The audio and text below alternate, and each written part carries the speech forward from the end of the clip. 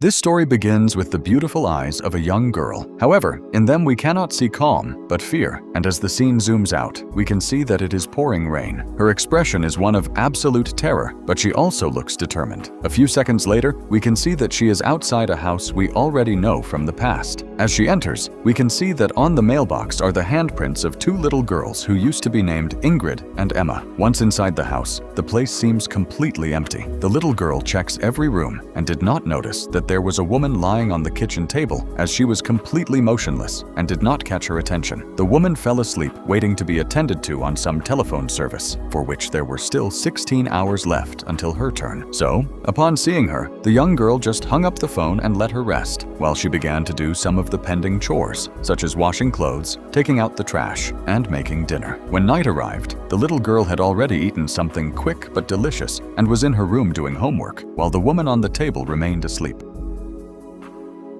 A few seconds later, she is listening to music and does not notice that the woman is standing outside her room, and realizes it only because she greets her with much affection from a distance, but asks her to turn off the flashlight as the light bothers her. The woman slowly approaches and asks her how school went. However, in the young girl's eyes, we can see that she is afraid, and being afraid of your own mother is not something normal. But we understand her when we see the woman's face, as she has very dark circles under her eyes, and her eyes are completely black, as if she were dead inside. After a tense moment, the mother leaves the room, and the little girl immediately gets up to lock the door. As we can hear how her heart gradually accelerates, she holds onto the flashlight as if it were a lifeboat. At that moment, the scene turns black, and when the light returns, we can see Gemma asleep on her bed, when a huge scream is heard on the floor below, followed by very fast footsteps.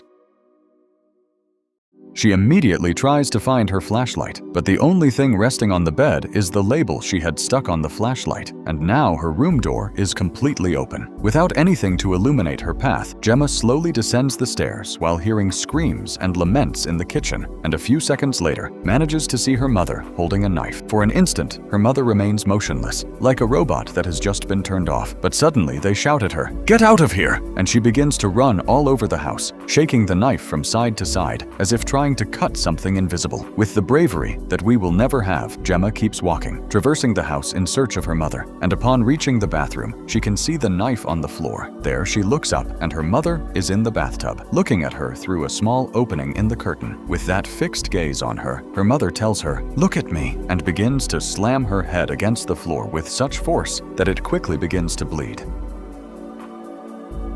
But when Gemma tries to help her, the door suddenly closes, leaving her outside, and a second later, a large amount of blood begins to flow from under the door. It is here where the story takes a time jump of 20 years, and we can see that Gemma has become a dentist. That morning, she is treating a patient, and everything seems to be fine in her life. Work is peaceful, and she attends to children who had a much better childhood than hers. In addition to that, she has a daughter named Maya, whom she picks up every afternoon and brings a gift. But Maya tells her that she already has too many stuffed animals and would like to give them to her friends, and that is something very nice on her part. On the way back home, Maya stops to pet a dog, trying to drop a hint to her mother about what she really wants. But although all of this seems very peaceful and a very nice life, everything changes when we realize that Gemma is still living in the same house. But now it is her handprints and those of her daughter that are on the mailbox. That afternoon, while her daughter is doing homework and she takes out the trash, she notices that there are 3 elderly people staring intently at her from across the street. The strange thing is that these elders do not seem harmless, but for the moment, nothing happens. So that night, she returns to play with her daughter, who has far too many dolls, all coming from the dental office, and some are better than others, like the dancing cactus, which is her favorite. However, they cannot play forever, and it is time to bring some things to the garage, and Maya offers to help her. There, she finds a photo of her grandmother and asks her mother why they never talk about her, if she doesn't seem like she was that bad. But Gemma tells her that she had some problems and wouldn't like to bore her with that. 2 seconds later, her daughter shows her a ring she found in the box that Gemma had never seen before. Before sleeping, Gemma turns off all the lights in the house, including those in the bathroom, where she saw her mother alive for the last time. And that night in the middle of the dawn, we can see the elderly people outside the house, watching attentively. Inside the house, Gemma notices that there is a flickering light, but when she gets up to check, she cannot see anything. At that moment, she kicks a flashlight on the floor and realizes that it belongs to her daughter, so she bends down to pull it out from under the bed, but it seems to be stuck to the floor and then moves on its own, illuminating the feet of a person on the other side of the bed. The scare is immediate, but when Gemma looks up, she cannot see anything, so she takes the flashlight and leaves the room to try to find her daughter. But there is no sign of her anywhere, only a telephone on the table that seems to be connected, and a voice is heard from it. Gemma picks up the receiver, and a dark, deep voice tells her that the door is already open and everyone will come. At that moment, she decides to follow the telephone cord, and it leads her directly to the shower where her mother died, and a second later, she appears behind her back. Without wasting any time, Gemma runs to the second floor, and on her bed, she can see herself. When she touches her own arm, she wakes up with her daughter beside her. It is already morning, and nothing seems strange, except that the flashlight is now hers, and although it is old and worn out, everything indicates that it works. A few minutes later, both leave the house and bump into the dog that Maya adores. Only this time, it acts very hostile toward them, as if it were afraid of them. Maya feels very strange at that moment, but her mother tells her that it will pass.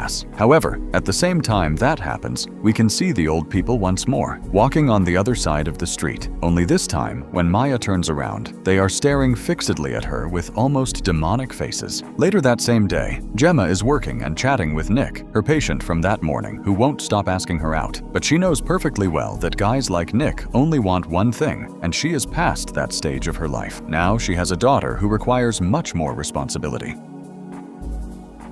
While doing a final checkup and using the mirror, she can see her mother standing in the corner, and that takes her out of her comfort zone, forcing her to focus on Nick for a moment, accepting his intentions and almost reaching a kiss. When night arrives, Gemma is saying goodnight to her daughter and making sure she knows she loves her very much, something very different from the nights she spent with her mother. Going down to the kitchen, she prepares herself something to drink, but we can see a man standing at the back of the room, watching her attentively. A few minutes later, Gemma notices that the portrait on the table is on the floor, and the photo is nowhere to be seen, so she begins to check, and at that moment, her daughter's toy comes rolling out of the pillow fort she built in the living room. Believing her daughter is playing some kind of prank on her, Gemma enters the fort, but then realizes she is completely alone, and it extends hundreds of meters in every direction, and now she finds herself trapped with no choice but to keep moving forward through long tunnels that do not seem to yield no matter how hard she hits them.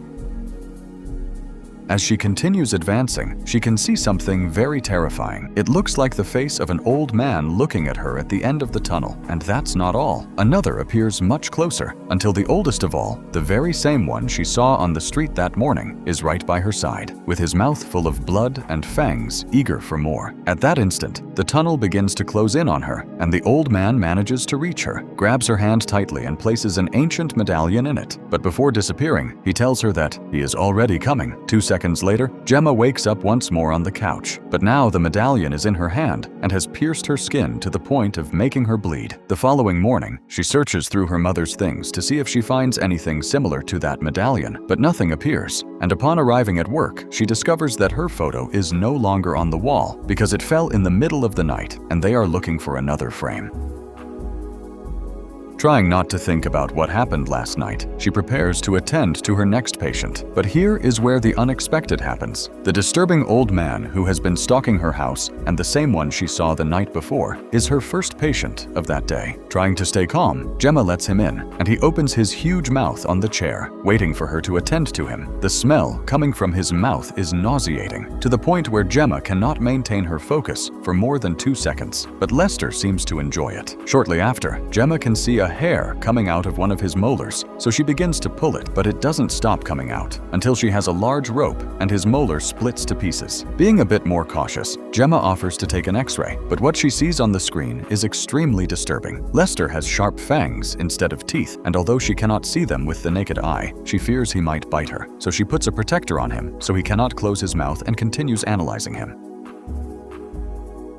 Suddenly, a second set of teeth snaps shut forcefully, trapping her hand, and out of fright, she throws herself backward, hitting her head on the lamp. The moment she manages to wake up, she is still in her office, but a dark and gloomy version of it, where a bunch of horrible people who look like monsters keep appearing, including a girl with a suitcase full of teeth, and they do not allow her to escape, only guiding her toward a chair that traps her and completely immobilizes her. In that moment of absolute fear, she can hear the drill, that sound that gives us all goosebumps, approaching from the darkness in the hands of a subject much nastier than Lester. The guy shoves his fingers into her mouth and slowly brings the drill closer, but a much more terrifying monster appears. It has a lot of hair that seems to have a life of its own and a blindfold over its eyes. It places all the ghosts in a line and then begins to play that eerie game where it picks one of them, while Gemma can only see its demonic hand above her. When it finally manages to choose one, it begins to approach with its mouth full of a green liquid, and just before it pounces on Gemma, a light appears, and all the ghosts escape. It is here where someone we know appears, Elise Rainier, and she keeps the demons on the other side of the door to allow Gemma to wake up, and when she does, Lester is still in the chair, watching her attentively. Elise gave her a book, and when Gemma wakes up, she has it in her hand, except it seems to have been bitten, and inside are drawings of all the demons that were surrounding her, but there is also an address. That afternoon, when Maya arrives home, she finds her mother lying on the table, in the same position that Gemma found hers the night everything ended. But worst of all is that Gemma looks very tired and didn't realize that her daughter had already eaten dinner. It is clear that Gemma is going through the same thing as her mother, but at least she is just starting and might have a chance to stop it. A few minutes later, a patrol car parks in front, and we discover that Nick is a police officer and found out what happened at the office today and just came to see if she is okay. But Gemma takes advantage of this to leave him as a babysitter and departs to reach the address that was in the book, which turns out to be a tattoo studio. There she meets Claire, who is the owner, and is tattooing on an orange the image of the demon she saw that same afternoon. Claire tells her that Elise died long ago, but she also functions as a bridge and knows perfectly well why she has come, so she plans to show her instead of giving her the long lecture. 2 minutes later, Claire puts on a straitjacket and a timer so that she can remove her headphones when the alarm sounds, and that is very important. Once the music begins to play, Claire begins to shake, and a few seconds later, Elise takes control of her body and repeats to her the same thing from that afternoon, so Gemma knows this is real. She confesses to her that she is scared. The things she saw when she was a child are repeating themselves, and she is afraid for her daughter. It is here where Elise reveals to her that she is a traveler, a person capable of going to the void and returning, which means that not only can she see the dead, but she can also make them cross over, and that is why they desire her so much. The last one she met was the son of the Lamberts, but they managed to close that door. But when one closes, another opens, and that is why now it is her turn to face this. As she listens attentively, the studio begins to fill with a darkness that slowly makes its way, until Claire begins to lose consciousness, and Elise cannot tell her to protect herself from acolytes like Lester. But now she knows that the demon is awakening her power, until she has enough to help him cross over to this plane, and that's not all. After the demon, everyone who knows of her existence will come, and they will not stop. The next thing Gemma can see is how Nick bumps into a bunch of them in the middle of the street, and they are surrounding her house. But before he can give warning, one of them appears inside the car and uses his shotgun to eliminate him. At that moment, the clock rings, and Gemma fulfills her part of the deal, taking off her headphones at the precise moment and making the darkness recede. But when she returns home, Nick is still there and finds it hard to believe everything she is telling him. He only tells her that this house is affecting her. Long ago, he told her that she should move and go elsewhere, but now Gemma knows that it is not about the house. It is she who attracts those things, and no matter where she goes, they will not stop. Realizing that she truly believes in all of this, Nick tells her he can get a patrol car to keep watch all night in case the old man appears again, but there isn't much else they can do if they don't break any laws. As always, the police being so useful even in movies, but since Nick has feelings for her, he decides to stay that night to keep watch and make sure they are okay. But that won't do anything for them, since in the middle of the night, Gemma's singing toy begins to turn on by itself, and a creepy voice tells her that he can see her while she sleeps. And that's not all. By the time Gemma wakes up, she can see herself out of body, and although Nick is awake, he notices nothing. But Gemma ends up finding the door Elise spoke to her about, hidden behind clothes in a closet, large and imposing, blood red in color, and with a lot of fog coming out of it. A few seconds later, the leader demon appears, followed by the others, and they grab her hand. But when she wakes up, it is only Nick's hand, who wanted to make her feel better with his company. Gemma thanks him for being there, but dreamed how a demon came back with her from the other world. And Nick still remains reluctant until Gemma gets up and he can see the subject with the huge mouth lying behind her.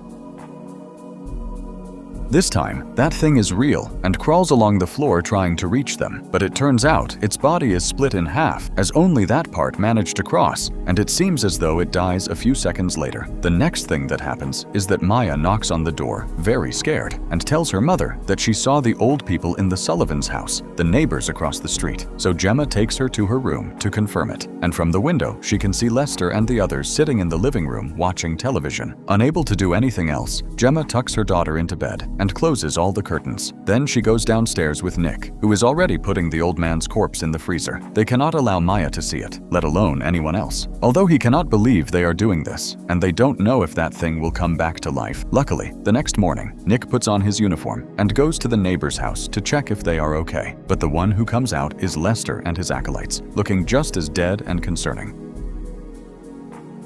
Nick manages to get them out to the yard and asks them about the Sullivans, the owners of the house, and if they have any authorization from them to be there. But at the same time that happens, we can see Gemma sneaking in to check and find out what happened to her neighbors. Upon entering, she can see that the old people are watching many tapes on the television, all labeled as Lambs of Cyrus, and on the screen Gemma can see someone very similar to the demon she has seen in her visions, who turns out to be the leader of a cult. In the corner, there is a mountain of used diapers emitting a disgusting smell, but the strangest thing is that on the wall is Gemma's photo, the one that disappeared from her office covered in blood. But before she can leave that place, the demon on the TV speaks to her and tells her that she will soon be ready. She tries to turn off the television, but as soon as she touches it, she is transported to a dark place where the demon's hands appear on her neck, and it begins to pull her, so she has no choice but to scream, and Nick runs to help her. Gemma tells him she is in the TV, but upon looking up, there is nothing left of the appliance. It seems it exploded somehow, and there is only smoke.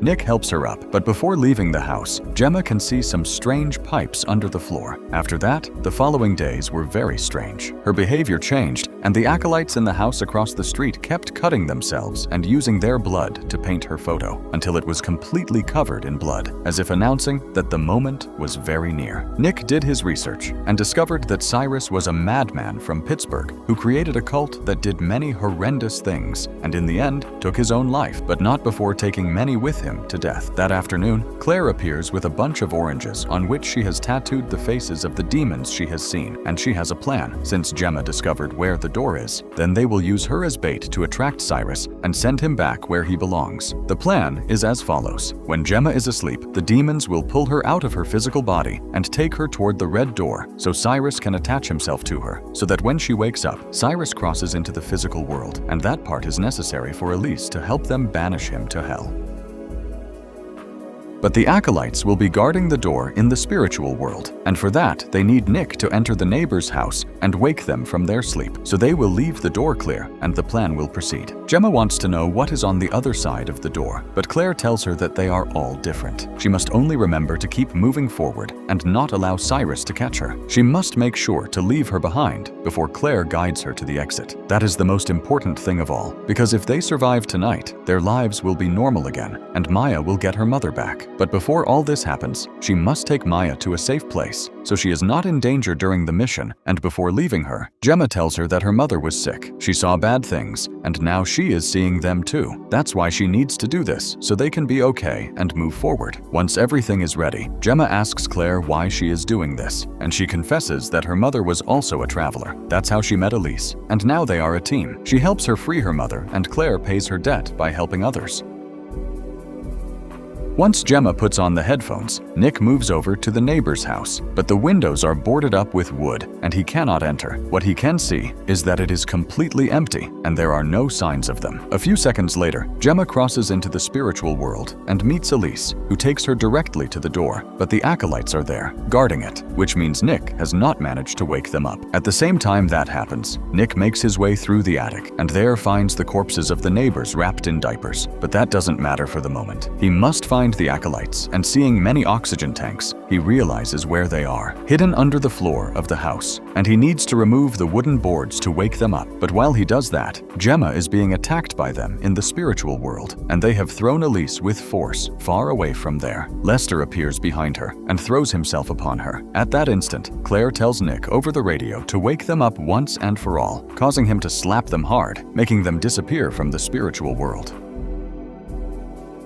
The last of them is hidden in another part of the floor, and Nick must hurry, but fails to find her in time, and Elise tells her they must hurry. If they don't enter the red door now, her energy will begin to weaken and attract many more. Inside the door is a huge hallway that ends in a shower curtain, but behind it is another identical one, and Gemma knows she has been here before. The curtain keeps repeating again and again, but this time more stained with blood, until Gemma can see herself as a child in her house. But now she can see what happened with her mother. She confronted Cyrus to defend her, but lacked the power to defeat him, and the demon clung to her body. Cyrus told her again and again that she couldn't stop him, but she answered him with the "look at me" that we heard earlier. So now we know that those words were not to torture Gemma, they were directed at the demon, and she took her own life while holding onto his hands to drag Cyrus with her to death. The door that closed and left Gemma outside was closed by her adult version so that she wouldn't stop her mother, as it was necessary for that to happen. Now Gemma knows that her mother died to protect her, and she blamed her all this time. A few seconds later, Gemma can see her mother, and they have a reunion after so many years. She looks healthy and well, but can no longer do anything for her because the darkness is approaching, and the gift of traveling is hereditary. She lost it by passing it to Gemma, just as Gemma passed it to her daughter. Suddenly, we travel with Maya, who is wearing her grandmother's ring, and we can see the moment she falls asleep and travels to the spiritual world. In less than 5 seconds, we can see that the acolytes were not only preparing Gemma, but also Maya, and had her photo. By that time, the last old acolyte had already managed to catch the girl and takes her to Cyrus. Then we see that Nick has managed to find him under the floor, hidden under the neighbors' corpses, and he clings to Maya, not to Gemma as they thought he would. Shortly after, Cyrus appears behind the female neighbor and slits her jugular with his hands. Maya has no choice but to hide with the dog, while the demon, who now has physical form, searches for her throughout the house. Nick enters and shoots him several times, but Cyrus is unfazed and, using his power, throws him toward the street forcefully, and we don't know if he is dead. Then he catches Maya and places her on the table so she can bring all his followers from the spiritual world. The little girl wakes up surrounded by demons who begin to use her as a bridge to reach this world. But her mother is still trapped, and when they finally reach the red door, Elise and her mother cannot accompany her. As soon as Gemma returns to the physical world, she is attacked by dozens of demons wanting to torment her in 1,000 different ways. But the strange woman with the shotgun comes to take her away, as Cyrus wants her alive. While welcoming his followers, Cyrus didn't realize that Lester was being controlled by Elise, and she pulls Maya out of his grasp, managing to pass her to Nick, who is still alive, and takes her far away from there. Furious, Cyrus executes the acolytes, but Gemma blocks his path, and he threatens to cut her jugular if she doesn't move away from the door. Although Gemma can feel how Maya is on the other side, trying to turn the handle, she holds it tightly and tells her that she loves her. Her time has come to sacrifice herself for her. At that instant, a heartbeat can be heard, and in the next scene, something impressive happens. Gemma has put into practice everything Elise told her, and has managed to take the entire house to the spiritual world, with all the demons inside. Nick can see how the house has disappeared, and Cyrus has returned to where he belongs. But now all the demons are furious with him for having broken his promise and pounce against him to dismember him. Those few seconds, Gemma takes advantage of to return to her body and return to her family, giving us the end of the movie, and we can see the mailbox with the 3 handprints, now with her mother's, who always loved her and died for her. If you enjoyed the recap, don't forget to leave a like and a comment. And if you want to see your favorite movie on the channel, feel free to leave your recommendation in the comments. Now, for the true fans who stayed for the post-credits scene, we have something to show you. We are in Gemma's office, but this time it's Cyrus who is in the chair, motionless and tied up, waiting for that hideous and nasty guy to approach with the drill, the very same drill that makes the sound we all hate. Seconds later, he lunges at the villain, drilling into his teeth one by one as his screams fill the entire room.